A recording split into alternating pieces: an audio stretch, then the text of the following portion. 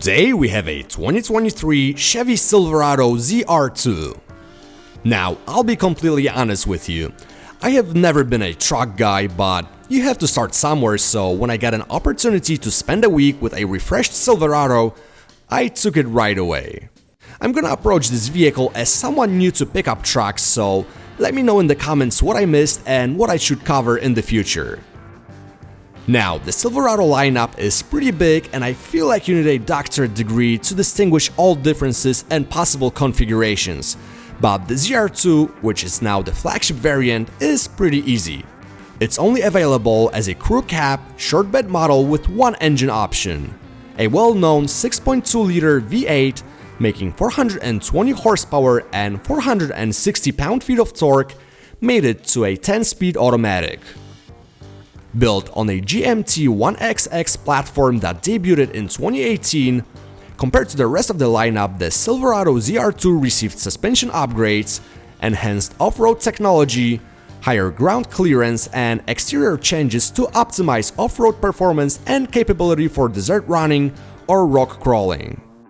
The truck comes with Multimatic spool-valve dampers designed for increased wheel travel, 2-speed transfer case, front and rear e-lockers, and one-pedal driving when you're in a low-speed terrain mode. Now, before we talk how it all works together, let's jump inside the ZR2 and talk about the interior space.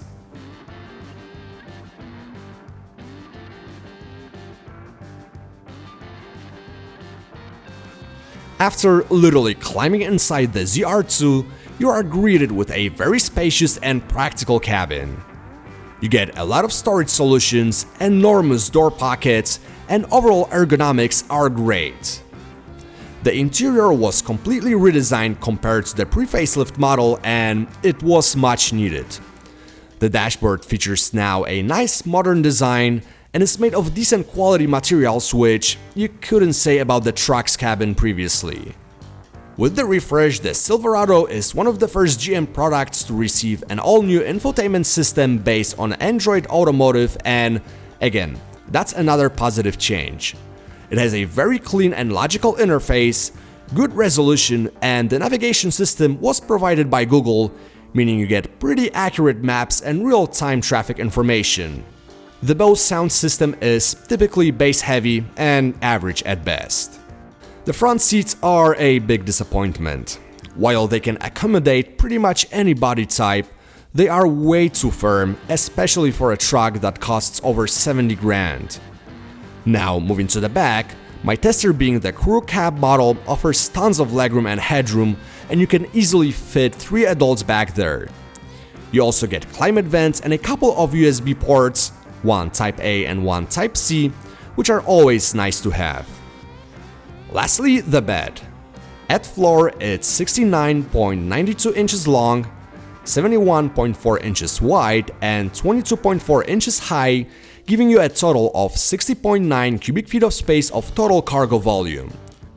The max payload is 1,440 pounds, and the conventional trailer weight rating is 8,900 pounds.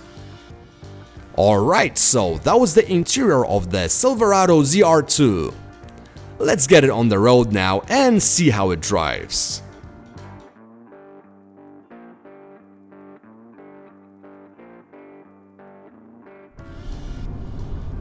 After setting off in the ZR2 for the first time, my reaction was, wow, this thing is huge. Although the dimensions are pretty typical for a full-size truck, the height of the ZR2 elevates the feeling of driving a bigger vehicle. However, thanks to a great high-resolution camera system with a 360-degree view, which is a massive help, it only took me a day or so to get used to the Silverado. Once I felt comfortable driving it, I started liking it more and more. The truck never feels underpowered, and the powertrain is a highlight of the Silverado. You get a lot of low-end torque, smooth progressive power delivery coming from the engine, and the transmission is always in the right gear and quick to respond if needed. The off-road suspension is obviously softer compared to a regular setup, and that has a positive impact on ride quality. The chassis does a pretty good job soaking up road imperfections, and you get that feeling of solidity. The cabin is surprisingly well isolated, and although the ZR2 comes with off-road tires, which generate some noise, you can comfortably travel with speeds up to 80-85 miles an hour. The fuel economy, as you can imagine, isn't all that great.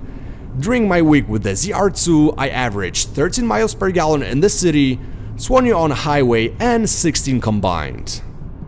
In terms of driver assist features, the Silverado ZR2 comes standard with an automatic braking with pedestrian detection, lane keeping assist with departure warning, following distance indicator, blind spot monitoring with rear cross traffic alerts, and rear parking sensors. If you opt for a $2,000 technology package, you will get a digital rear view mirror, 15-inch head-up display, and adaptive cruise control. So, that was the Chevrolet Silverado ZR2. With everything we covered, let's jump to the conclusion.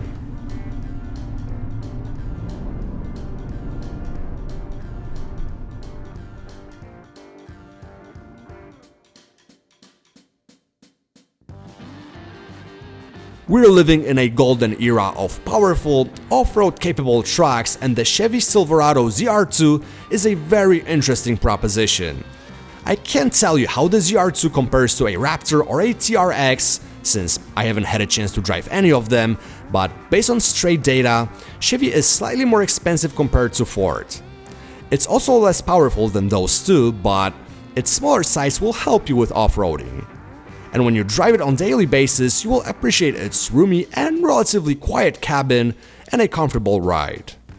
Pricing for the Silverado ZR2 starts at $73,395, and as I said in the beginning, you can only get it in a crew cab short bed configuration. My tester, equipped with some options, was priced at $77,400. It's worth noting that the Silverado comes with a 3-year, 36,000-mile bumper-to-bumper warranty and a 5-year, 60,000-mile powertrain warranty. If you have any questions about the Silverado ZR2, feel free to drop a comment and I'll do my best to answer them. Thanks so much for watching, and I'll catch you later.